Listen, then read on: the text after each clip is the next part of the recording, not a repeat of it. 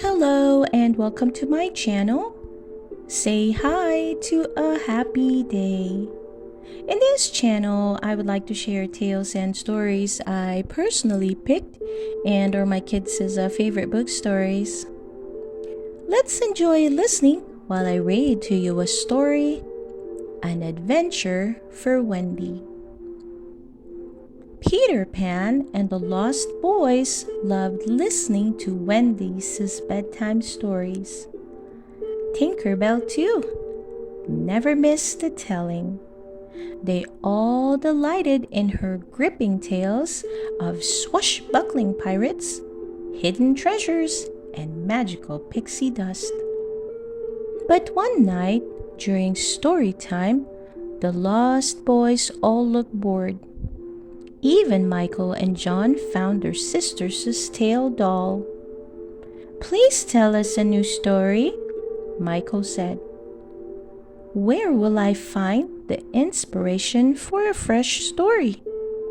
Wendy wondered aloud. Then it came to her. Wendy's bedtime stories all stared Peter Pan. All she needed for a brand new story was an adventure with Peter Pan.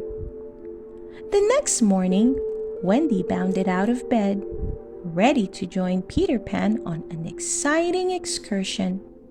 But Peter was nowhere to be found. "I'm sorry, old chaps," John said, pushing up his glasses. "I saw Peter and think leaving extra early for their outing this morning." "You need Peter Pan to have an adventure," declared Nibs.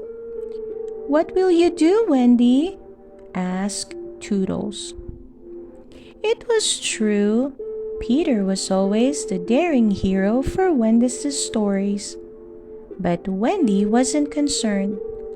"Now, boys, don't you worry," said Wendy. "I'll just have to create my own adventure." The Lost Boys looked doubtful, but Wendy was determined. "I'll head for the sea," she said. "There's always adventure to be had there." Wendy took a shortcut through the jungle on her way to the water. She ran under the rushing waterfall, skipped over the stepping stones, and greeted the hippopotamus that lived in the river. Then she looked up to see an orangutan family racing between the trees. "That looks like a grand time," exclaimed Wendy. "Finding an adventure can wait a little while longer, I'm sure." So Wendy joined the fun above. She and the orangutan swung high above the ground and from tree to tree to tree. "I wish I could spend all day with you," said Wendy when everyone stopped to rest. "But I'm in search for an adventure." She would not let the Lost Boys down. Wendy said goodbye to her new friends, then headed toward the bluffs that met the sea. As Wendy skipped past the shimmering mermaid lagoon, she heard someone cry out, "Help!" "Oh dear!" gasped Wendy. A mermaid was stuck in a fishing net. Her friends were nowhere to be seen. Finding a bedtime story would have to wait once again. Wendy dove into the water, swam toward the mermaid, and rescued her from the net. "Thank you for saving me," gushed the mermaid. "You're so brave. Won't you stay and play in the lagoon for a while?" Wendy and the mermaid splashed and laughed in the water. "This is so much fun," cried Wendy as she came up from a dip in the cove.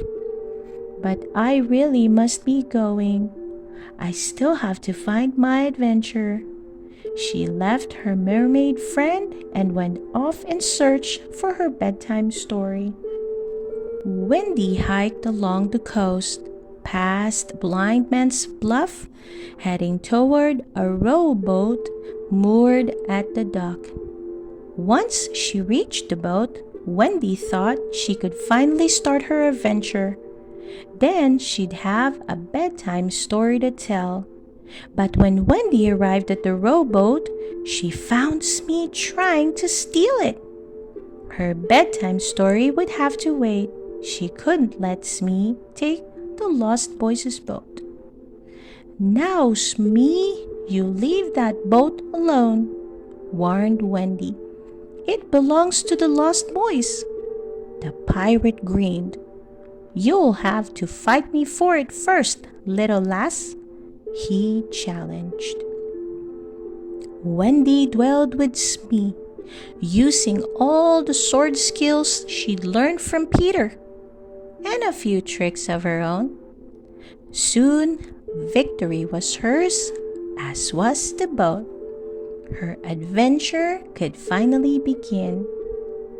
But as Wendy looked to the sky, she saw the sun was setting on the horizon. It was time to head back. Wendy returned to the hideout feeling defeated. She'd failed to have an adventure.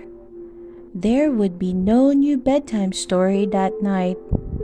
She stood outside the hideout, knowing her friends would be disappointed listening to the same old bedtime story. "There's always tomorrow," she thought as she climbed into the hideout.